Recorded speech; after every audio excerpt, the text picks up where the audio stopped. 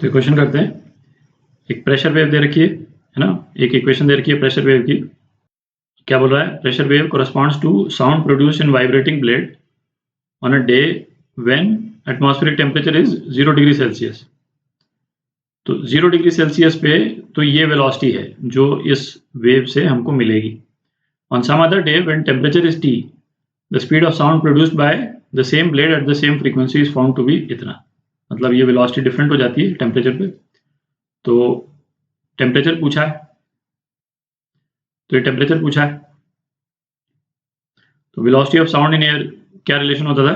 V is equal to gamma P upon rho. और इसको temperature के टर्म्स में हम लिखना चाहें तो क्या लिख सकते हैं?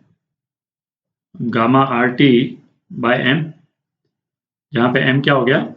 Molar mass. एयर मिक्सचर का जो मोलर मास है वो हो गया। इसको कन्वर्ट करने के लिए PV is equal to NRT अपने लगाया, और इसको क्या किया फिर? MV is equal to mass of gas upon molar mass by RT। ठीक है, और M बाई V को PM, ये क्या हो गया? रो RT। ठीक है, M बाई V को डेंसिटी हो गई, और इससे फिर हमने कन्वर्ट कर लिया ये। तो ऐसे करते हैं, पहले 0 डिग्री सेल्सियस पे इसकी वेलोसिटी निकाल लेते हैं साउंड की। ये वेव इक्वेशन जो दे रखी है इससे 0 1 साइन 1000t माइनस 3x है ना, ओमेगा t माइनस kx करके दिया हुआ। तो k और ओमेगा का रिलेशन क्या होता था? v is equal to omega upon k। Omega कितना दे रखा है? 1000, और k कितना दे रखा है? 3। तो वेलोसिटी ऑफ साउंड कितनी है? 1000/3 मीटर पर सेकेंड।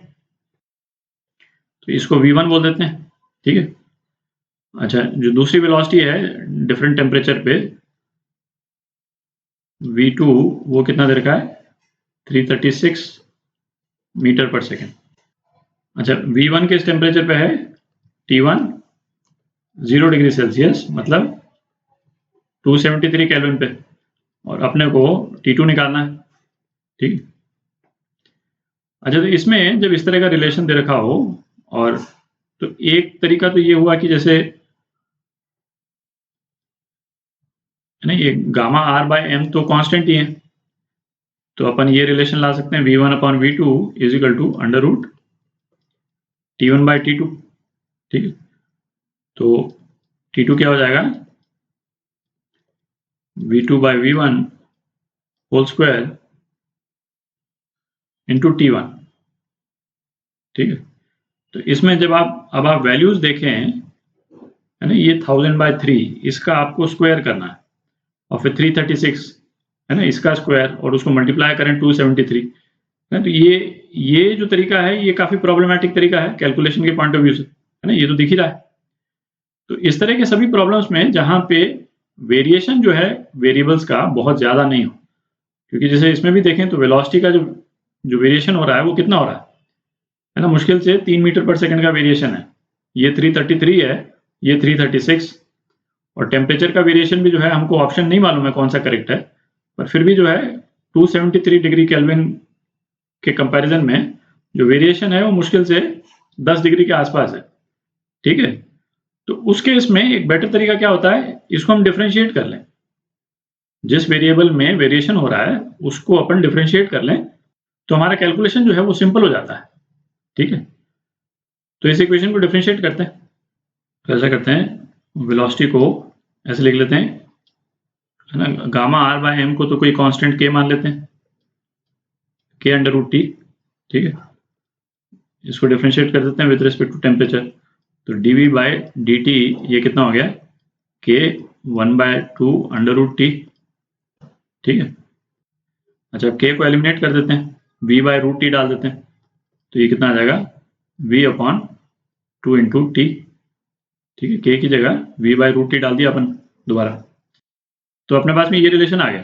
ठीक है, तो अपने को पता क्या करना है? चेंज इन टेम्परेचर पता करना है, dt, है ना, dt कितना हो जाएगा? dv into twice temperature upon velocity. ठीक है, अच्छा, वेलोसिटी में चेंज जो है वो कितना है, dv डेल्टा v जो है वो कितना है,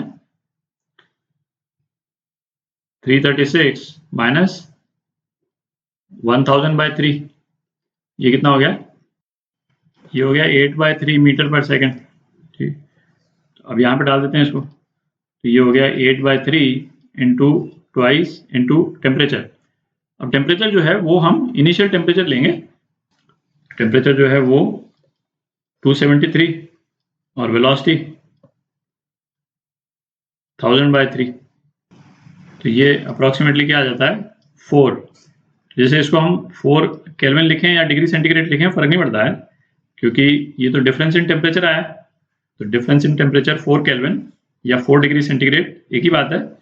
और जब हमको टेम्परेचर निकालना है तो इनिशियल टेम्परेचर क्या था 0 डिग्री सेंटीग्रेड, तो ये वाला टेम्परेचर T जो है वो क्या हो जाएगा 4 डिग्री सेंटीग्रेड। ठीक, क्यों, क्योंकि डेल्टा T जो है वो 4 डिग्रीज है बेसिकली, है ना, केल्विन या सेंटीग्रेड। ये आपका आंसर।